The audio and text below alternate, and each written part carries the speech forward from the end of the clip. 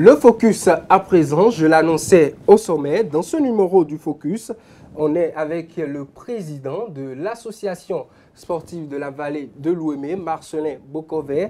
Avec lui, on a réalisé un entretien réalisé par l'équipe 2AE Télévision. Le président a exposé les ambitions de son club, les ambitions de ASVO pour cette phase retour du championnat national. Il a évoqué le recrutement des joueurs et également d'autres aspects qui pourraient permettre à son équipe de remplir ses objectifs pour cette phase retour du championnat, quitte à se donner une place dans la première division béninoise. On le suit.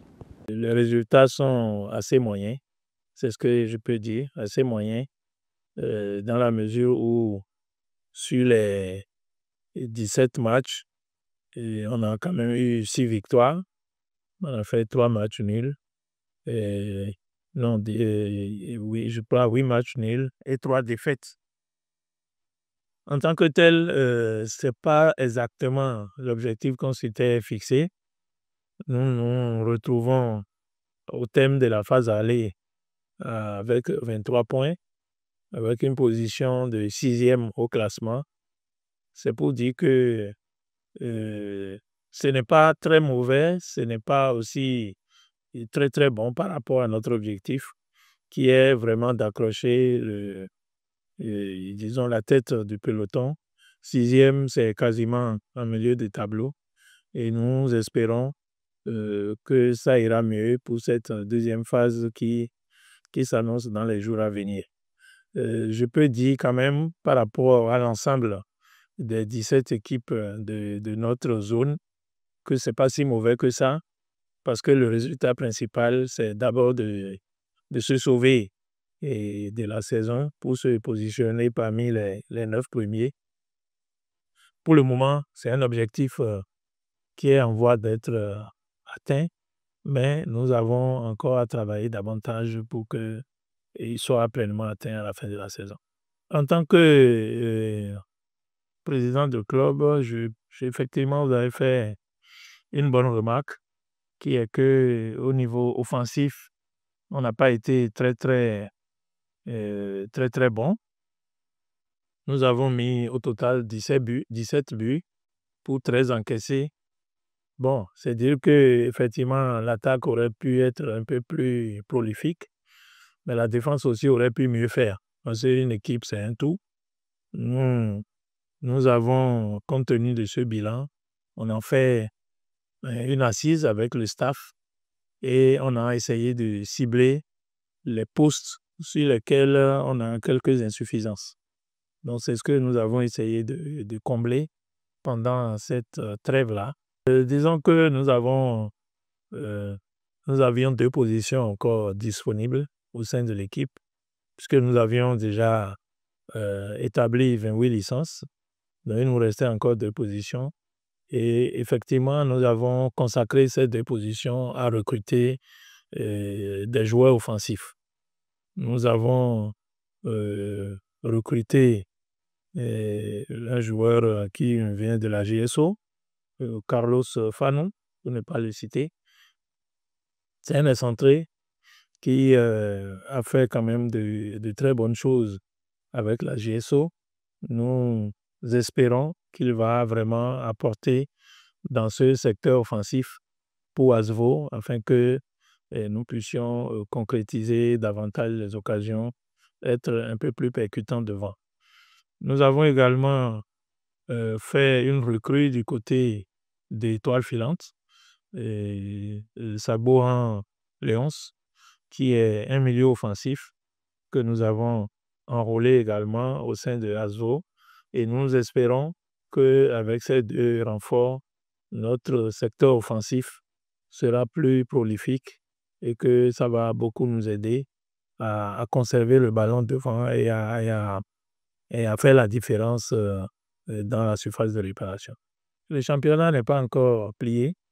Quand vous regardez les résultats et la répartition des points au niveau des différentes équipes à la fin de cette phase aller, vous vous rendez compte qu'aucune équipe, en fait, n'est définitivement sauvée ou qualifiée pour la Première Ligue. et aucune n'est effectivement définitivement condamnée à jouer la Ligue 2. Donc, c'est dit que les jeux sont encore ouverts et nous maintenons notre objectif qui est tout au moins, de nous maintenir parmi les 9 premiers. Ça, c'est d'abord l'objectif principal. Maintenant, évidemment, rester parmi les 9 premiers, ça veut dire qu'il faut regarder vers le haut. Parce que si vous regardez bien le nombre de points du 10e, on n'est pas très loin. Ça veut dire qu'on est toujours menacé, on est encore menacé, rien n'est fait. Il va falloir regarder vers le haut et essayer de titiller ceux que vous appelez les grands, effectivement, qui sont en tête de peloton. Mais si vous regardez les résultats des différentes équipes, vous allez voir que quasiment tout le monde a battu tout le monde. Et chacun a eu ses difficultés, ses moments fastes. Et cette deuxième phase va être très, très déterminante. Ça va être très chaud et toutes les équipes se sont préparées.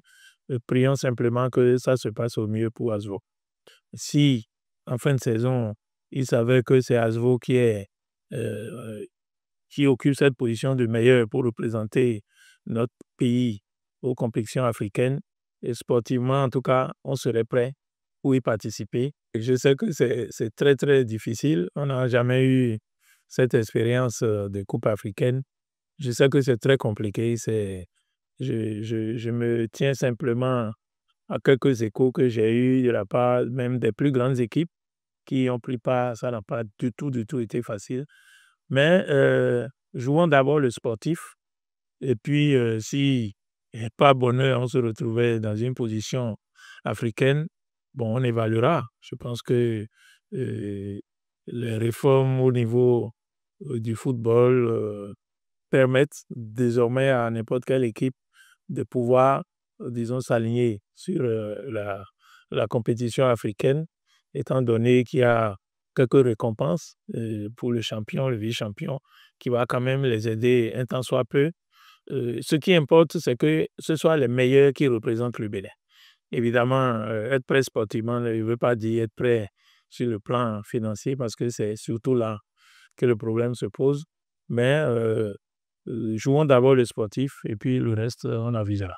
Marcelin Bokové n'a pas manqué de se prononcer sur le tirage au sort du Bénin pour la Coupe d'Afrique des Nations CAN 2025. Pour lui, le Bénin a toutes ses chances. Les départs sont désormais craints, on va dire, sur le plan africain. Vous avez vu nos résultats. Vous avez vu, on a joué dans une poule où rien n'était gagné d'avance. Et vous avez vu que nous avons rivalisé avec le Grand Nigeria. On a été décroché notre qualification en Libye. Ce n'était pas du tout évident. C'était très compliqué. Nous sommes tombés dans une poule où, effectivement, il y a de grands noms comme le Sénégal, la RDC et même la quatrième équipe qu'il ne faut pas sous-estimer. Parce qu'aujourd'hui, en Afrique, il n'y a plus de petites équipes et les Guépards ne constituent plus une petite équipe. Nous sommes capables de faire de bons résultats. En 2019, le Bénin a pu jouer les quarts de finale et pourquoi pas cette fois-ci essayer d'aller un peu plus loin. C'est-à-dire que dans cette poule où effectivement nous respectons tous les adversaires, nous allons jouer avec nos forces, avec nos valeurs.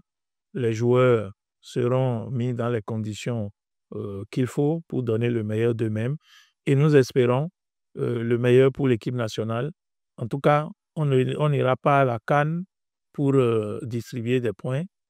Chaque match va se jouer minute par minute et nous espérons évidemment le meilleur pour le Bénin. En tout cas, moi, je suis optimiste pour ce qui concerne cette CAN qui va se dérouler au mois de décembre du côté du Maroc. Je suis optimiste et j'espère effectivement que nos guépards vont faire plaisir au peuple béninois. Il a profité pour lever un coin de voile sur l'avancement des travaux au niveau du centre de formation de football féminin de l'Okosa. On suit ses propos. C'est un projet important pour la Fédération béninoise de football, important pour son président, important aussi pour le gouvernement du Bénin, parce que, et vous savez, sur ce centre, la fédération et le gouvernement se sont donné la main pour contribuer au financement de ces infrastructures. C'est un chantier qui a été lancé il y a quelques mois. Les entreprises donc ont été sélectionnées. Les travaux ont démarré depuis environ 3 mois. Nous avons un délai global de 18 mois pour livrer les travaux, mais le président de la Fédération béninoise de football, Mathurin de Chacus, lors de notre dernière visite sur le chantier, a été on ne peut plus clair qu'il va falloir qu'on réduise ce délai, histoire de pouvoir livrer ce chantier, disons, dans les 6 à 8 prochains mois. Donc, c'est sur cette lancée que nous sommes et nous mettons le paquet pour que ce joyau qui est mis en chantier, que ça puisse être vraiment opérationnel, disons, avant la fin de l'année 2025. C'est un objectif et le gouvernement est pleinement engagé dans cet objectif, de même que la fédération. Et donc, comme je dis, on se donne la main pour que fin 2025, que ce centre soit véritablement fonctionnel. C'est un centre vraiment moderne pour les jeunes filles, destiné donc au football féminin, avec des dortoirs. De mémoire, je pense qu'on a jusqu'à près de 180 places, 180 lits pour les filles. On a prévu 3 stades dans ce centre, avec donc tous les bâtiments connexes qui vont avec, à savoir l'administration, les vestiaires, la buanderie et tout ce qui va avec un centre de ce niveau. En tout cas, ça va être une véritable chef-d'œuvre que la fédération et le gouvernement sont en train de mettre sur pied à l'Okosa. Et ce sera pour le bien du football béninois, du football féminin en particulier, où là aussi, nous sommes appelés à faire des résultats intéressants qui vont, disons, rendre fier le peuple béninois. Dans la dernière partie de cet entretien, le président de l'ASVO, Marcelin Bokové, membre du comité exécutif de la Fédération béninoise de football, s'est également prononcé sur les propos qui ont circulé sur la toile concernant l'ambiance qui prévaut au sein de la Fédération béninoise de football. Pour lui, tout va bien. Il a apporté son démenti formel. Suivez dans cet élément. J'apporte un démenti formel. Il n'y a aucun problème au sein du comité exécutif de la Fédération béninoise de football. Nous travaillons vraiment en famille, mais cela n'empêche que sur des sujets donnés, il y ait des discussions. Ça va de soi que chacun est libre de donner son point de vue sur des sujets précis, mais l'ambiance au sein de ce comité exécutif est vraiment une très, très bonne ambiance. Nous sommes très engagés à nous donner au maximum pour le développement du football béninois. L'ambiance de travail est très, très cordiale. Nous sommes presque des amis, tout le monde.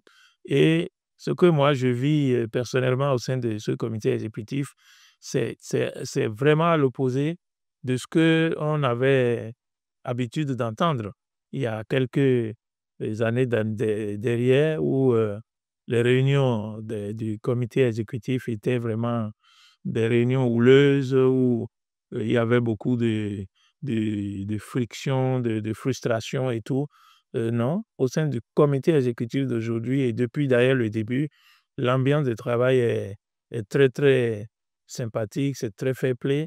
Et aujourd'hui, comme hier, il n'y a vraiment aucun problème entre les membres du comité exécutif.